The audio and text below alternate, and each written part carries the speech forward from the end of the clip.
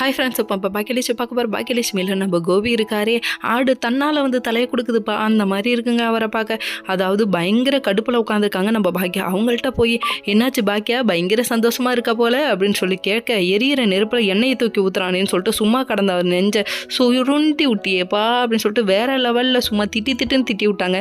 இதுக்கப்புறம் வரக்கூடிய பிரச்சனை நீ பார்க்க போறியாடா, நீ பார்க்க போறியாடா பண்ணி முடிஞ்சு வாயா அப்படின்ட்டாங்க. என்னடா இத்தனைடா போடுறாளே அப்படின்னு சொல்லிட்டு யோசிக்க, என்னென்ன பிரச்சனை வரும் தெரியுமா, இதுக்கப்புறம் நின்னா குத்தம், நடந்தா குத்தம், உட்காந்தா குத்தம், சமைச்சா குத்தம், படுத்தா குத்தம், இந்த அளவுக்கு குத்தம் சொல்லுவாங்க உங்கள் அம்மா கிட்ட. நான் குப்பை கொட்டுறதே பெரிய விஷயம், என் பிள்ளைங்களும் சேர்த்து குப்பை கொட்ட விட்டியேன்னு சொல்லிட்டு சொல்ல, அதுக்கப்புறம் திருன்னு முழிக்கிறாரு நம்ம கோபி. அப்பா கோபியோட ஆக்டிங்க்கு தான் வேற லெவல்ப்பா அப்படிங்கிற மாதிரி இருக்கணும்.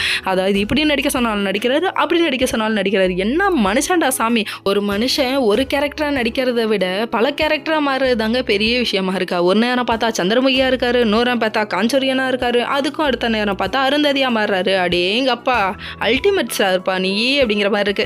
சரி விடுங்க, இவரை பாராட்டினதுதான் ஒரு விஷயம். ஏன்னா அந்தளவுக்கு கண்ணு உருண்டா, கண்ணை அப்படியே சொல்லட்டுன்னு சொல்லிட்டு முழிக்க, அது ஒரு பாக்கியா திட்டினதுக்காகவே சரி போய் பேசுவோம்னு சொல்லிட்டு எல்லாத்தையும் பேசுகிறாங்க. அவங்க அம்மாட்ட போய் பேசினா அவங்க அம்மா ஒரு பக்கம் பாக்கியாவை குறை சொல்ல ஆரம்பிச்சிட்டாங்க.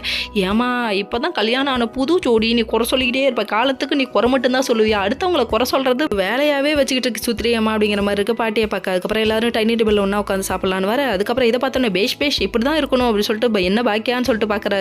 பயங்கரமாக முறைக்கிறாங்க அவங்க. மறுபடியும் குழந்தைய பற்றி பேச ஆரம்பிச்சிட்டாங்க பாட்டி. Okay friends.